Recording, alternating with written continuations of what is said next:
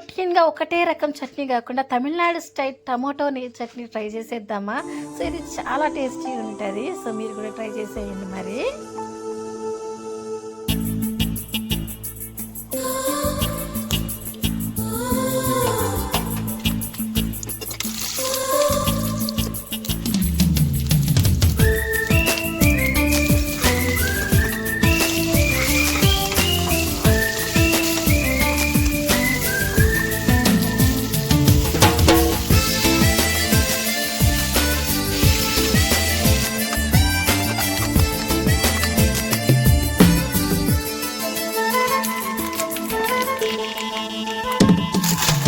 నువ్వంటే నాకిష్టమని అన్నది నా ప్రతి శ్వాస.